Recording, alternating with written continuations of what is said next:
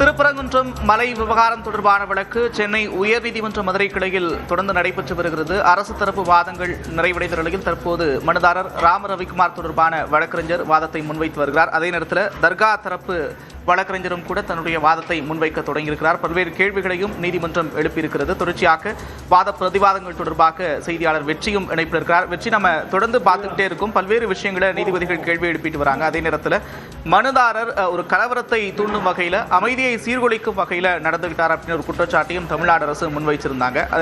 நீதிபதியினுடைய உத்தரவு, இந்த அவமதிப்பு வழக்கில் நேரில் ஆஜராவதற்கு 4 வாரம் குறைந்தபட்சம் அவகாசம் கொடுக்கணும், உடனடியாக உத்தரவு பிறப்பித்திருக்கக்கூடிய இந்த சூழல் என்பது விதிமுறைகளை மீறிய செயல் அப்படின்ற ஒரு விஷயத்தையும் தமிழ்நாடு அரசு வாதமாக முன் வச்சிருக்கிறாங்க. தற்போது தர்கா தரப்பு வழக்கறிஞரும் கூட வாதத்தை தொடங்கியிருக்கிறார். இதுவரை நடந்த விவரங்கள் பெற்று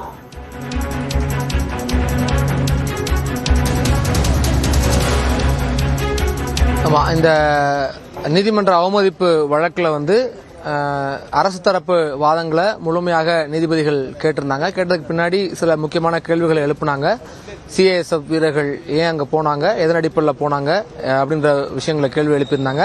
அதை தொடர்ந்து மனுதாரர் அதுக்கு சில பதில்களை சொல்லிட்டு இருந்தாரு. அந்த சிஐஎஸ்எஃப் பாதுகாப்படை நீதிபதி பிறப்பிச்ச உத்தரவை செயல்படுத்துறதுக்கு ஒரு அசாதாரண சூழலை ஏற்பட்டதுனால அவங்க அனுப்பப்பட்டாங்க அப்படின்னு ஒரு வார்த்தையில பதிவு செஞ்சாங்க.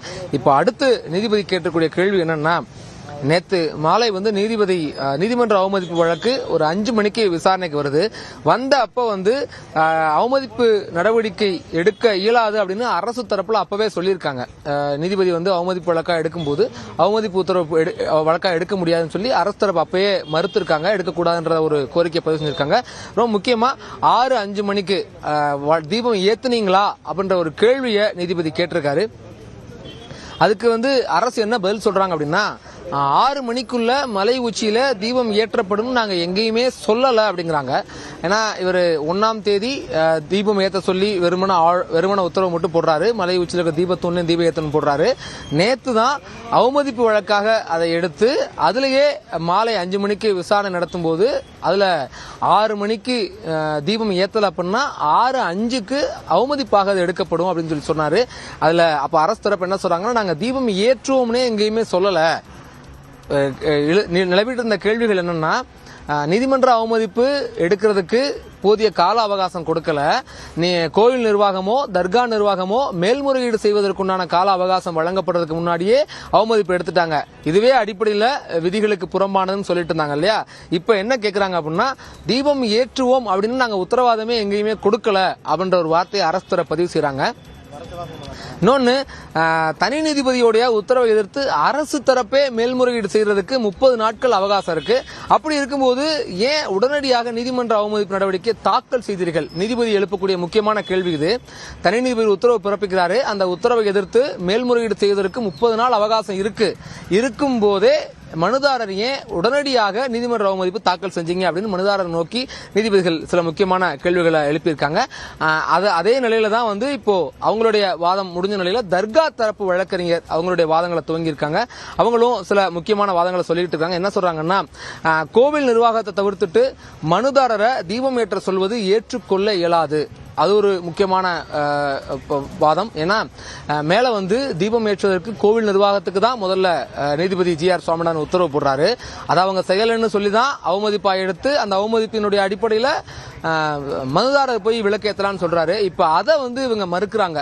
தர்கா தரப்பு வழக்கறிஞர் என்ன சொல்றாருன்னா, கோவில் நிர்வாகம் ஏற்றிருந்தால் அது நியாயமாக இருந்திருக்கும்.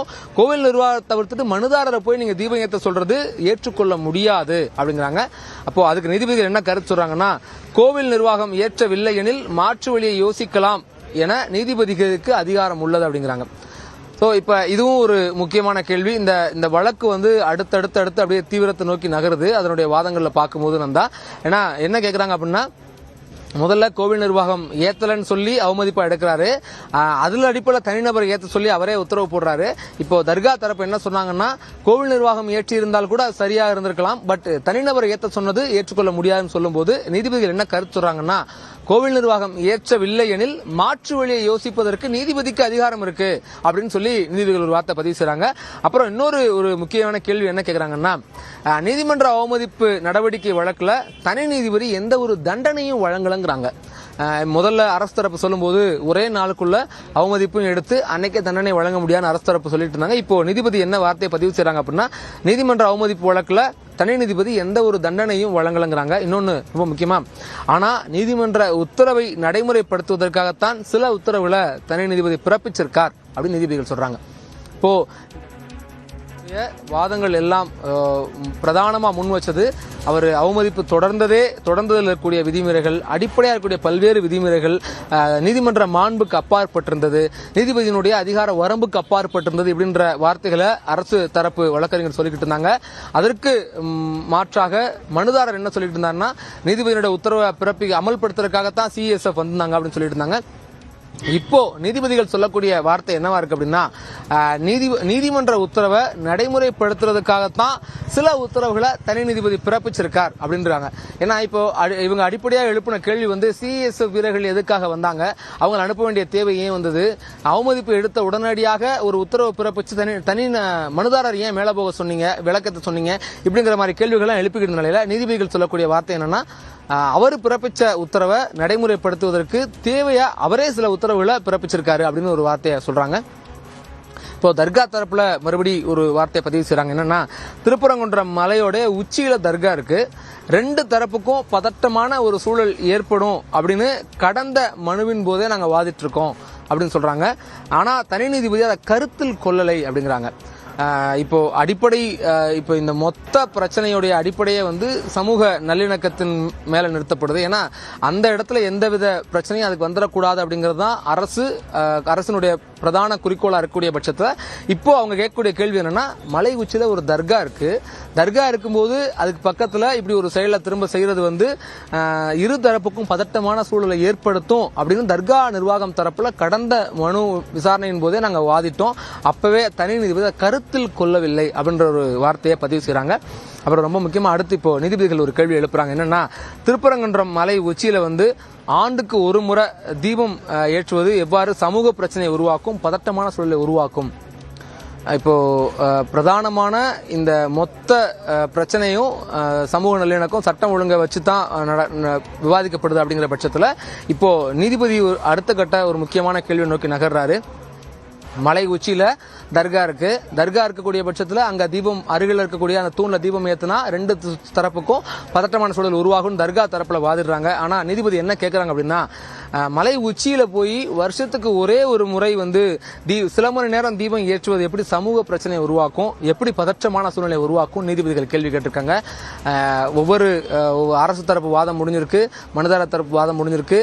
இப்போ தர்கா தரப்பு வழக்கறிஞர் அவருடைய வாதத்துக்கும் நீதிபதியினுடைய கேள்விகளும் இன்னும் இந்த வழக்கினுடைய விசாரணை கூர்மைப்படுவதை கவனிக்க முடியுது. நந்தா, நிச்சயமா அரசு தரப்புல பல்வேறு விஷயங்களை சொல்லியிருந்தாங்க, பல்வேறு கேள்விகளையும் நீதிபதிகள் எழுப்பியிருந்தார்கள். தற்போது நீங்கள் குறிப்பிட்டது போல ரொம்ப முக்கியமான ஒரு இடத்துக்கு இந்த வழக்கு நகர்ந்திருக்கிறதா பார்க்க முடியுது. நீதிபதிகள் எழுப்பியிருக்கக்கூடிய ஒரு மிக முக்கியமான கேள்வி, தர்கா இருக்கு, 15 மீட்டர் இடைவெளியில் இருக்கு, அந்த வழியை பயன்படுத்தி தான் தீபம் ஏற்றுவதற்கு அந்த தீபத்தூணுக்கு செல்ல வேண்டிய ஒரு நிலை இருக்கிறது அப்படின்னு தொடர்ச்சியாக பதற்றமான சூழல் ஏற்படுவதற்கு இதெல்லாம் காரணமாக இருக்கும் அப்படின்னு அரசு தரப்புல சொல்லப்பட்டு வந்த நிலையில ஆண்டிற்கு ஒரு முறை சில மணி நேரம் ஏற்றப்படக்கூடிய தீபத்தால என்ன பதற்றமான சூழல் ஏற்பட போகிறது அப்படின்ற ஒரு கேள்வியை தர்கா தரப்பு வழக்கறிஞர் நோக்கி நீதிபதிகள் எழுப்பியிருக்கிறார்கள். அதற்கு தர்கா தரப்பு வழக்கறிஞர்களும் கூட விளக்கத்தை கொடுத்து வருகிறார்கள். அதே நேரத்தில் மனுதார தரப்புக்கும் பல்வேறு கேள்விகளை நீதிபதிகள் எழுப்பினதை பார்க்க முடிஞ்சது. மத்திய பாதுகாப்பு படையை எதன் அடிப்படையில் அங்கு அனுப்பினார்கள், சட்ட ஒழுங்கை அவர்கள் கையில் எடுப்பதற்கான அனுமதிகள் அவர்களுக்கு இருக்கிறதா அப்படின்ற ஒரு விஷயத்தையும் அவர்கள் கேள்வியாக எழுப்பியிருந்தார்கள். அரசு தரப்பிலையும் கூட நீதிபதியினுடைய அந்த அதிகார வரம்பு அப்படின்றது எதற்குள்ளாக இருக்கிறது, இந்த ஒரு விவகாரத்தில் நீதிபதி பிறப்பித்த உத்தரவுகள் எல்லாம் அதிகார வரம்புக்குள் தான் வருகிறதா அப்படின்ற ஒரு சந்தேகத்தையும் கேள்வியும் எழுப்பியிருந்தார்கள். அதற்கும் கூட நீதிபதிகள் கருத்து தெரிவித்திருந்ததை பார்க்க முடிகிறது. எந்த ஒரு தண்டனையும் தனி நீதிபதி வழங்கவில்லை, மாறாக நீதிமன்றத்தினுடைய உத்தரவுகளை செயல்படுத்துவதற்கு சில உத்தரவுகளை மட்டுமே அவர் பிறப்பித்திருந்ததாகவும் கூட அவர் குறிப்பிட்டிருந்தார்.